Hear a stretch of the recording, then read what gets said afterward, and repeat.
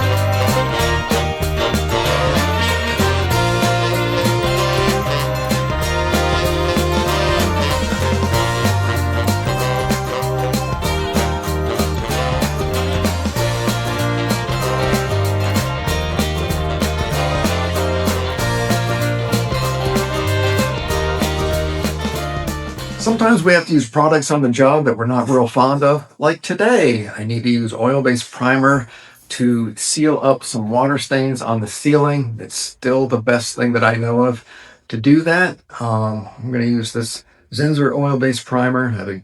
I've had good results with that.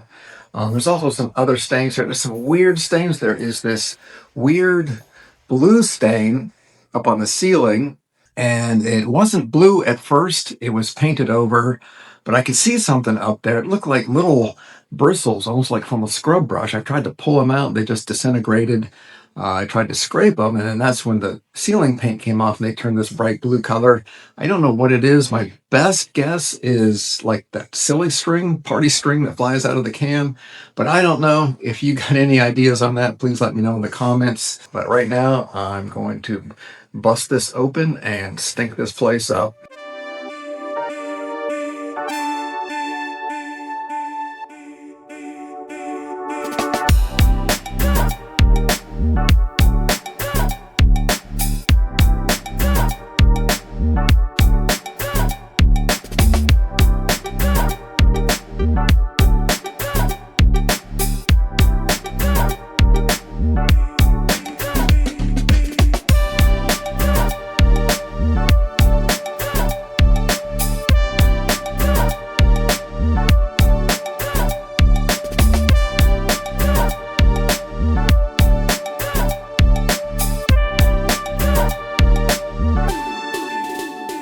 Just about ready to get this place all caulked up, but before I do, I'm going to wipe down all the trim and doors with this liquid deglosser to help clean everything and help prepare that old paint to accept the new paint so it'll stick on there really good.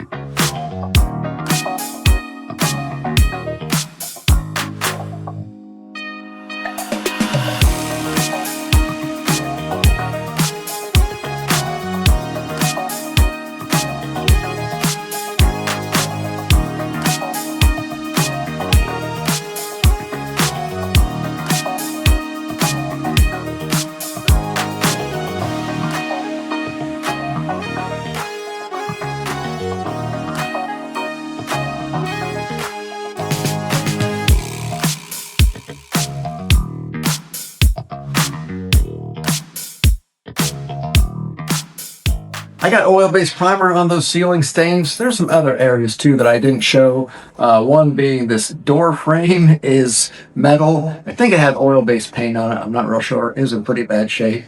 So I brushed some oil-based primer on that as well. Time to get these ceilings knocked out. I'm going to use this ceiling paint from Behr and get rolling.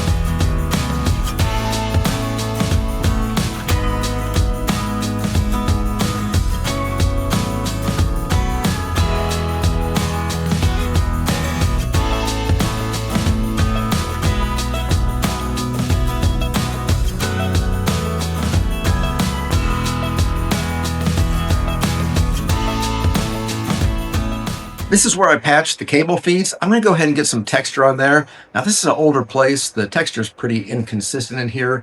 Main reason is the exterior walls are cinder block. Interior walls are drywall.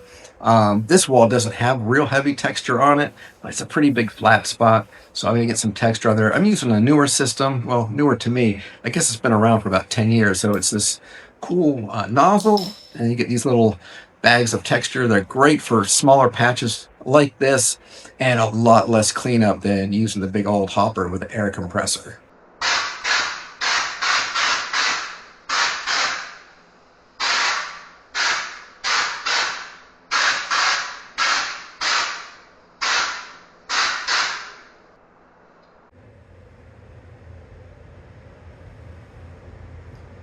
Finally ready for some wall paint here. I know it's going to take 2 coats, so the first coat I'll roll and cut in. Second coat I will cut in and then roll. Going to be using this Sherwin-Williams, the cashmere line. It's an eggshell finish. It's a Sherwin-Williams color. Actually used it before a couple of videos ago at the El Matador. It's Sea Salt 6204.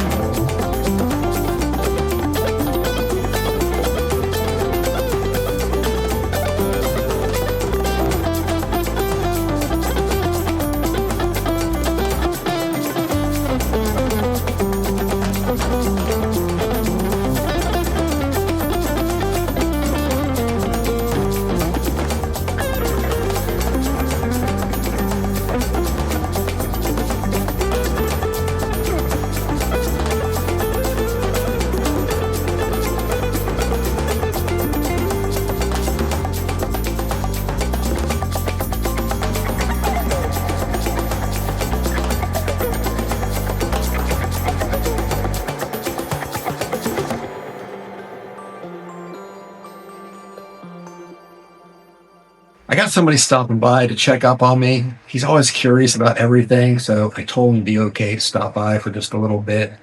Should be here anytime now. Oh, sounds like the inspector's here. Better not give me a hard time. I'm not in the mood for his nonsense today. Oh, hey. Hang on, hey. It's that way. It's time to get into the trim doors. I'm going to use this Ben paint by Benjamin Moore. It's actually a satin finish. Usually use semi-gloss on doors and trim, but they wanted satin, so they're getting satin.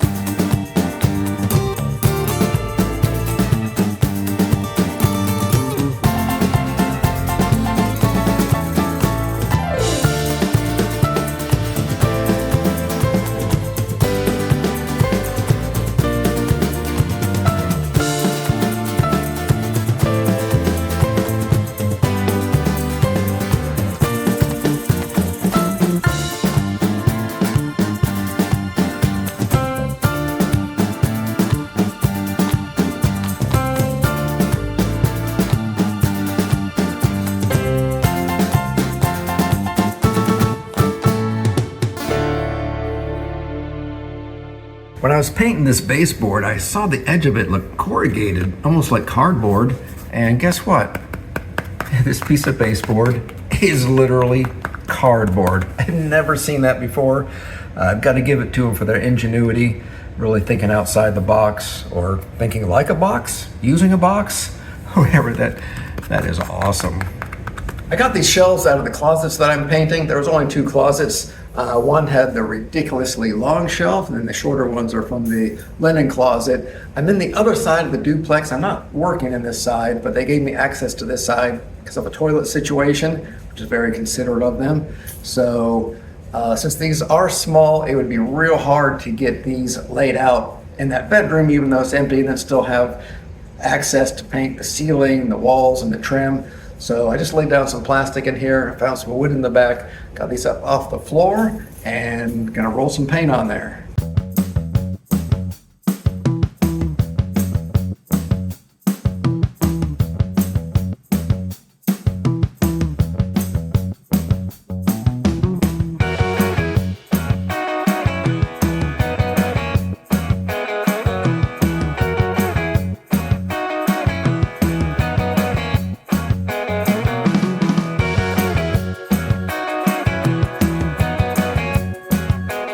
When I used the bathroom earlier, I'm pretty sure I saw a mouse in there. I'm gonna see if he's still in there.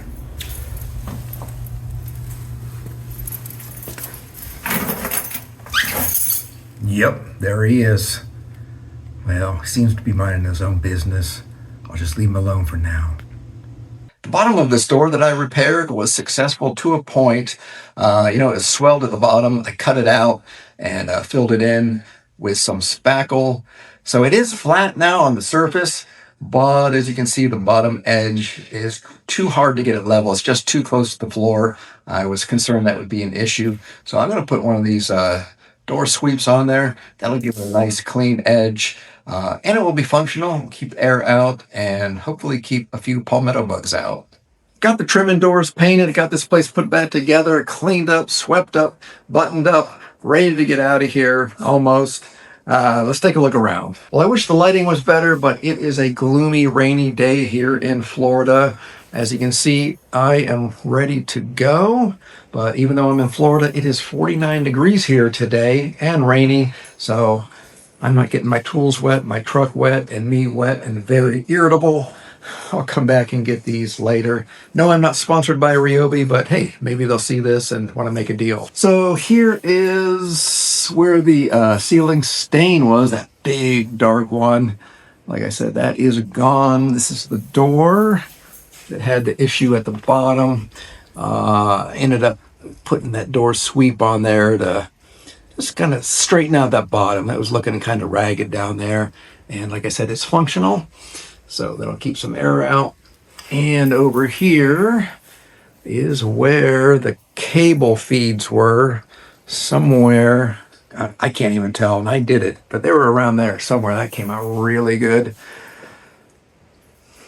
And this is the kitchen area. Let's see, check out this little closet. I painted that. I used all trim paint in there. And so it's white. I know the lighting's terrible, but it's white. It looks really clean. And that has a little more sheen than the wall paint, so that'll be easier to clean. Like I said earlier, she chose to use satin on the trim paint. I think it came out, it looks really good. It's got a nice softer glow to it. There's the bathroom. There's a lot of little holes in here. I think there was a towel bar around here. It had a flat spot, so when I had the texture out, I textured maybe about a half a dozen patches in here. We'll check out the bedroom. There's the bedroom.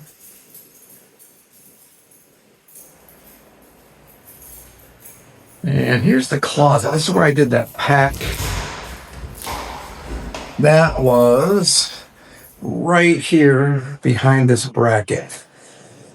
So I got that all smoothed out, shelf painted, and all put back together. So takeaway from this job, if you have a dark water stain on the ceiling, it may require 2 coats of primer. I've never had to do that before, but after the first coat of oil-based primer, that stain started to creep through a little bit. It was real faint, but I could see it. So I put a second coat of oil-based primer on there. It's gone, ceiling paint's on, looks great. So I won that battle. Now the customer asked me, will that stain come through in the future?